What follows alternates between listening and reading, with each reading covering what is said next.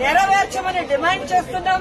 అవి నెరవేర్చకపోతే వదిలే ప్రసక్తి లేదు అని కూడా ఈ సందర్భంగా హెచ్చరిస్తున్నాం. మీరు చూస్తే ఎన్నికల ముందు కూటమి ప్రభుత్వం అంతా ఎలా ప్రచారం చేసుకుందో మనం చూసాం. ముఖ్యంగా తెలుగుదేశం పార్టీ వాళ్ళైతే వచ్చేది బాబే, ఇచ్చేది బాబే. ఏమొచ్చిందయ్యా? మీకైతే పదవులు వచ్చాయి, బాబేవో వచ్చి ముఖ్యమంత్రిగా కూర్చున్నాడు. కానీ ఈ రాష్ట్ర ప్రజలకు ఏమిచ్చాడు అంటే చేతికి చిప్పిచ్చాడు, మరేమి ఇవ్వలేదనేది రాష్ట్ర ప్రజలు గుర్తించారు. 143 హామీలు ఇచ్చాడు. 143 హామీల్లో విజయరుద్ది విస్తరాకులు కట్టుంది, అనుభవం ఉందని చెప్పుకునే చంద్రబాబు నాయుడు మొదటి 6 అయినా చేశాడా అని నేను అడుగుతున్నాను.